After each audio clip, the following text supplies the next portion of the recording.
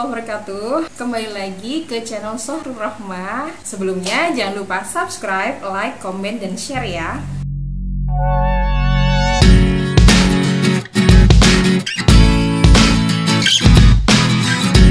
Kamarnya alhamdulillah dapat view yang bagus ya, dan itu ternyata dulu ibu saya waktu dirawat kamar pertama kali juga di situ. Nah, di 202 ini satu kamar 2 orang.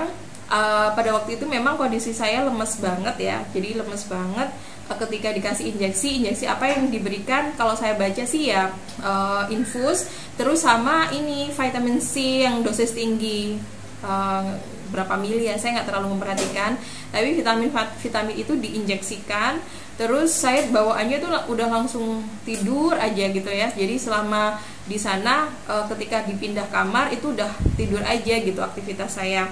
Dan di sebelah memang begini ya, mungkin teman-teman perlu memahami bahwa pasien COVID itu pasti mengalami kekhawatiran ya yang sangat luar biasa, apalagi berita-berita di media sosial itu.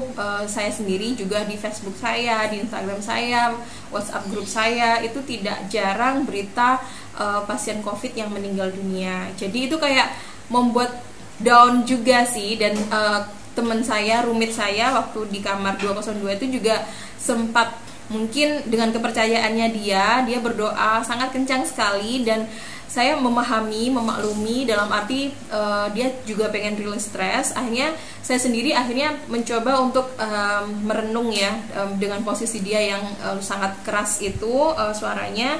Saya coba merenung dengan beda keyakinan tentunya ya. Saya coba merenung, ya sudahlah, ini sama-sama kita manusia hamba Tuhan gitu yang mencoba untuk mencari kesembuhan gitu ya. Terus akhirnya mungkin karena efek obat juga, dan saya juga mencoba rilis stres dengan berbicara dengan diri saya sendiri seperti itu. Akhirnya saya tidur aja itu, bangun-bangun saya sholat gitu. Sholat saya ya seadanya ya, wudhu juga seadanya gitu, pokoknya basah beberapa bagian ini.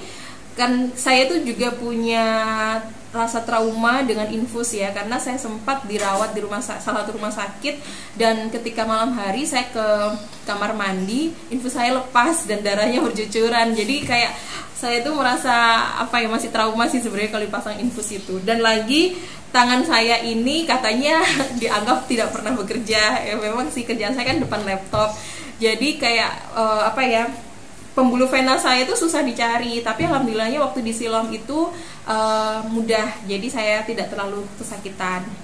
Nah, jadi saya sholatnya ya seadanya sambil duduk kayak gitu. Jadi bangun-bangun cuma sholat. Kemudian sampai pagi, subuh saya bangun, baru tahu kalau di meja saya itu ada beberapa vitamin dan juga obat antivirus. Nah, obatnya seperti ini. Antivivipar ya? Ya itu nama obatnya itu. Ya itu nama obatnya. Itu kata suaminya obat flu dari Jepang. Terbaru 2014 atau 2015. Kalian bisa kepoin ini obatnya. Terus itu saya disuruh minum sekitar 8-10, saya lupa. Langsung, jadi saya juga nggak ngeh ketika susternya datang. Suster, ini memang benar disuruh minum semuanya? Oh iya, langsung gitu. Saya juga wow. Jadi alhamdulillah saya tuh juga sempat gini ya. Saya kecil dulu itu susah minum pil karena saya baru bisa minum obat kalau pakai pisang. Nah, alhamdulillah kelas 6 SD udah mulai bisa minum pakai air putih ya. Jadi alhamdulillah ya waktu itu langsung 8 yang langsung seret gitu. Ya lumayan sih, dan juga beberapa obat yang lain. Nah, ketika itu udah tidur aja, hari kedua tidur aja gitu. Terus akhirnya hari itu kan hari Sabtu ya, hari Minggu ternyata mbak yang sebelah itu alhamdulillah bisa keluar, dia udah sembuh, bukan sembuh ya, bisa pulang dan bisa lanjut isolasi mandiri di rumah. Nah, akhirnya hari Minggu itu saya sendirian, saya sempetin ngevlog gitu kan, bukan ngevlog sih, bikin live IG saya, karena beberapa temen itu sempat telepon, sempat tanya gimana kabarnya segala macam, kenapa kok bisa dan segala macam. Terus saya yaudahlah bikin live karena sendirian, lagian juga bengong ngapain gitu kan, live di Instagram, kemudian menceritakan bagaimana pengalaman saya. Nah, baru dari situ teman-teman tahu kondisi saya. Nah, tips lagi teman-teman. Jadi kita itu kan memang seneng ya ditanya sama teman-teman gimana kabarnya. Itu japri kan satu-satu. Jadi dengan posisi tangan di infus terus kita mau menjawab itu kan kayak capek gitu kan. Akhirnya saya jawabnya pakai voice call gitu kan, kayak voice recorder gitu kan. Dalam hati kecil saya itu sempat merasa aduh capek, jangan tanya lagi deh gitu. Ya akhirnya saya sempat untuk mematikan WhatsApp saya dengan force stop, pakai force stop di setting aplikasi.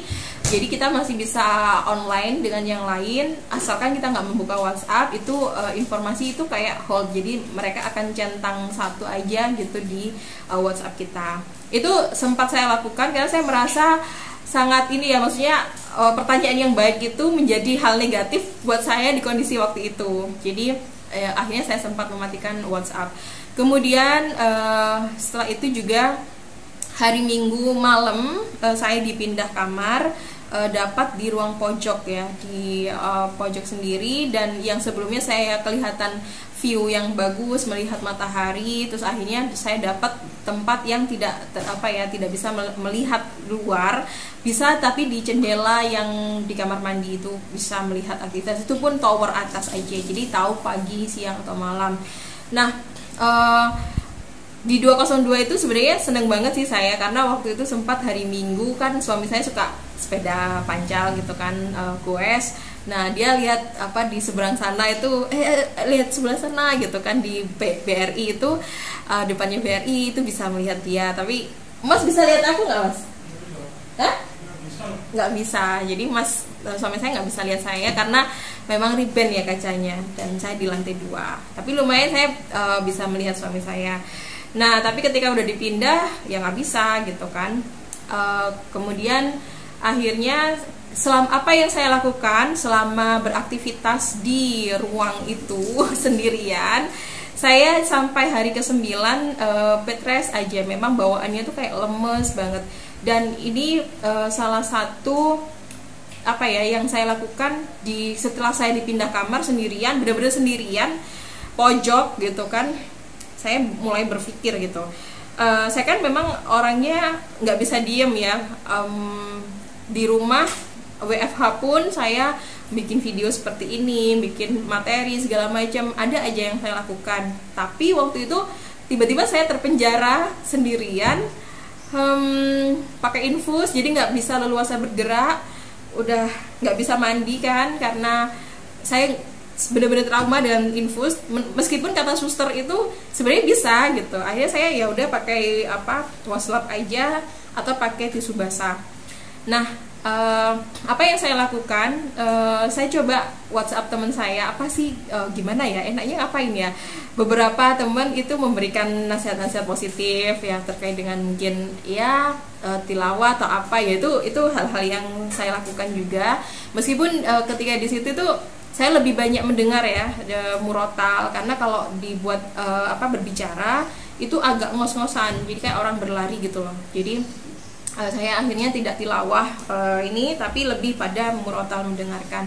Nah, ada teman saya yang unik gitu, jadi dia tidak menasehati saya untuk mungkin mengaji atau baca-baca yang positif, tapi dia ngasih saya link drama Korea. Yang mana drama Korea ini sebenarnya saya udah lama banget nggak nonton. Terakhir saya nonton itu ketika saya tahun 2010 ketika S2. Ya biasa kalau student kan kalau ngapain menghabiskan waktu ya nonton drama kan gitu. Nah terus udah lama nggak nonton, terus dikasih link itu, tapi menurut saya kurang menarik karena koleksinya tuh lama-lama gitu, jadi jadul. Dan di usia saya udah 33 tahun nonton drama Korea, kisah-kisah anak-anak ABG itu kan kayak nggak nyambung ya. Jadi ya udahlah, akhirnya karena saya itu followernya Prilly Latukonsina di Instagram. Terus dia kan punya film terbarunya tuh My Lecturer My Husband. Ternyata dia promosinya WeTV. Nah, ya udah saya download WeTV aja, nontonlah saya WeTV itu My Lecturer My Husband. Tuh saya ternyata lihat-lihat, oh di situ ada China drama, ada Korean drama gitu kan. entah kenapa saya itu lebih tertarik ke China drama, dan waktu itu ada judulnya adalah apa sih, apa ya judulnya? Judulnya adalah ini dan pemainnya waktu itu adalah ini ganteng banget kan. Dan saya nonton itu sampai habis. Saya sedang ngikutin ceritanya. Bukan diminta. Jadi saya senang dengan ceritanya karena bercerita tentang detektif gitu ya, terkait dengan love story-nya segala macam. Pokoknya oke lah, dengan usia saya 33 tahun masih masuk gitu. Dan sampai selesai. Habis itu ya itu adalah film pertama yang saya tonton. Nah, itu kayak merasa nggak sendirian gitu loh. Jadi kayak ada aktivitas, ya udahlah nggak apa-apa, nakal-nakal dikit gitu kan. Jadi terus saya juga ya pokoknya beberapa kali merasa terganggu sih. Kan kadang ya, mungkin ini mohon maaf teman-teman, bukan berarti saya tidak mensyukuri atau tidak berterima kasih, tetapi waktu itu kan sempat banyak teman-teman yang WhatsApp saya, minum ini, minum itu gitu kan. Ketika ini ada teman saya pasien udah di ICU kayak gini, dengan minum ini kayak gini. Itu membuat saya stres banget karena satu orang ngasih suggestion yang berbeda yang lain. Nah, tapi ada hal yang bagus di Siloam itu adalah mereka melarang untuk makanan, kemudian minuman dan juga suplemen atau obat-obatan untuk masuk diberikan ke pasien. Kecuali waktu itu saya bisa menerima susu Bir Brand ya, susu Bir Brand sama madu itu bisa diterima. Madunya madu yang beredar di pasaran ya, biasa orang tahu. Oh ya, jadi madunya itu madu ini madu asli itu ya, itu bisa diterima. Nah, ya udah, karena nggak bisa menerima dari yang lain, akhirnya saya tuh jadi agak tentram gitu loh. Jadi mohon maaf, ini nggak bisa dikirimin macam-macam, jadi nggak usah kirimin macam-macam.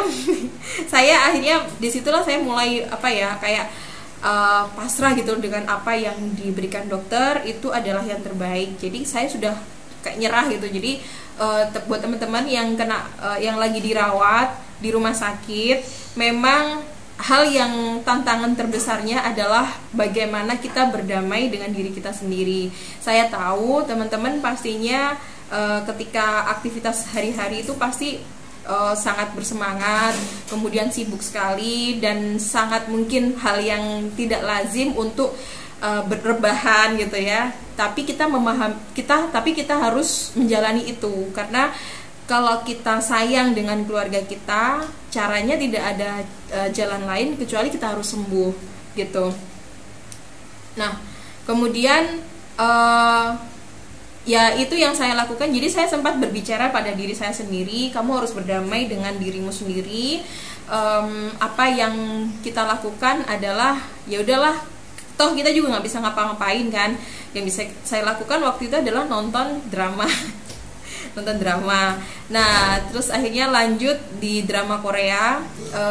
Pada waktu itu saya hanya masih bisa pakai WeTV karena saya tertarik dengan Netflix, tapi nggak bisa karena kan itu harus beli pakai kartu kredit. Nah, karena saya di sana sendirian, jadi nggak bisa beli gitu kan. Nah, saya teringat dengan teman saya dulu, dia sempat bilang ada aktor Korea gitu yang cakep gitu, namanya Lee Min Ho. Nah, yaudah, aku kepoin tuh Lee Min Ho kan, ini cakep juga nih. Kemana aja gitu, mana dia udah eksis lama gitu kan. Jadi saya baru tahu. Terus di WeTV itu ada filmnya Lee Min Ho ya, Legend of the Blue Sea ya.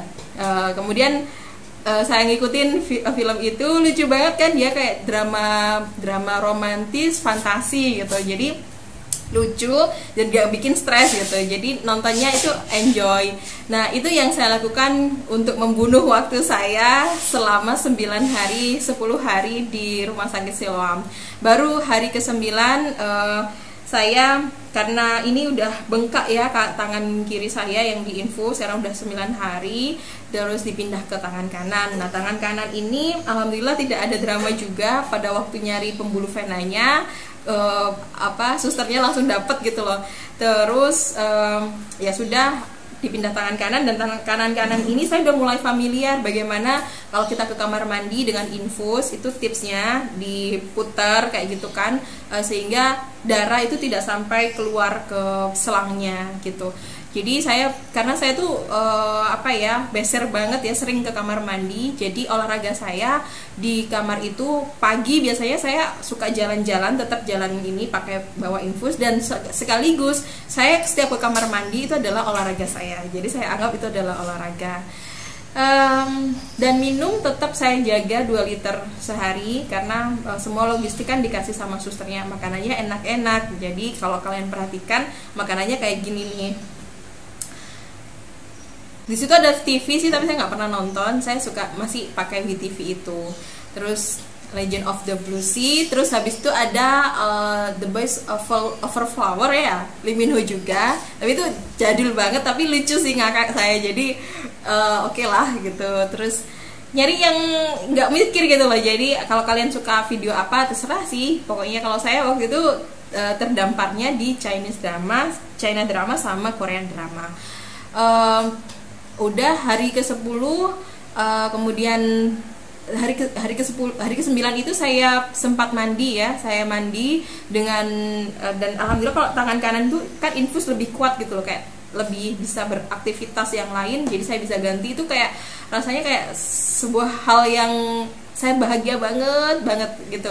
Akhirnya saya selama 9 hari bisa mandi gitu, meskipun dengan ya kondisi yang seperti itu, nggak sampai bersih-bersih amat, tapi yang penting saya bisa membersihkan diri. Nah, itu udah merasa kebahagiaan. Jadi kayak saya bikin dalam target dalam diri saya itu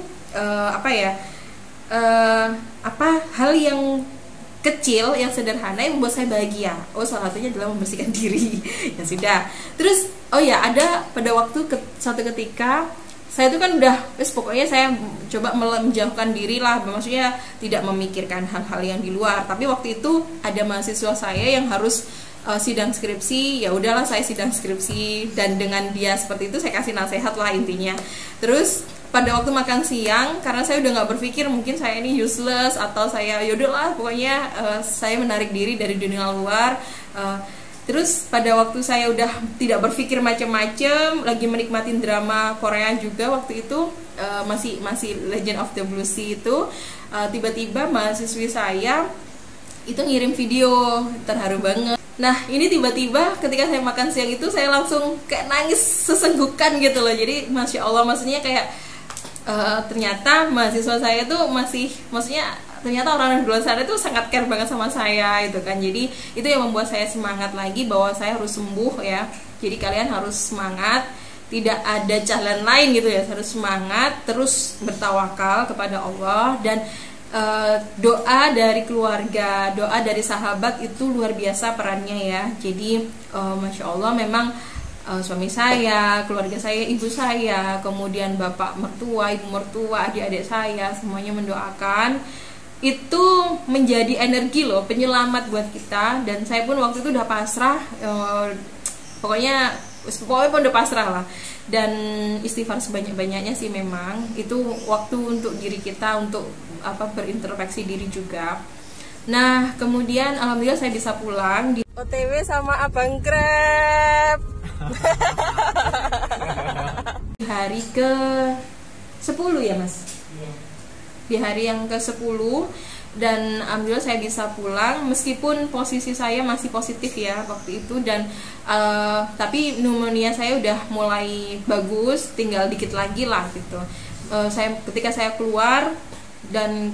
keluar itu saya melihat memang Siloam ini penuh pasiennya, bahkan di rumah sakit, bahkan di ruang ICU COVID itu penuh, ya Allah. Jadi saya nggak bisa membayangkan suster-suster yang ada di sana, dokter-dokter, tenaga kesehatan yang masih menggunakan APD seperti itu, dan tidak sedikit mereka yang tumbang. Jadi roommate saya yang sebelah depan itu adalah suster juga. Jadi maksudnya ya begitu apa ya, ketika kita udah berusaha untuk menggunakan masker atau apa, tapi ketika memang Allah berkehendak kita kena ya kena gitu. Jadi ini yang mungkin saya pesan kepada teman-teman, bahwa penyakit COVID ini bukan aib. Kalian nggak usah takut, nggak usah ragu, nggak usah malu kalau kena COVID. Ini bukan ya apa ya, bukan azab yang seperti apa itu, enggak. Karena ini pandemi ya, secara semuanya kena gitu. Orang mau orang baik, mau orang nggak baik, semuanya kena gitu. Tergantung Allah memilih siapa yang kena. Jadi pesan juga buat teman-teman di luar sana, karena ada juga ini teman saya sepupu saya yang juga kena, itu dikucilkan ya sama warga. Jadi sampai dia di kamar aja nggak bisa keluar, tuh kasihan banget. Jadi saya pesan buat teman-teman, tolong hargain. Bahkan kalau kalian lihat itu kan banyak juga yang beberapa pasien itu yang sampai kabur atau apa, itu memang stres banget loh, serius. Karena ini kayak dia kalau nyerang itu cepat banget kalau nggak segera ditanganin.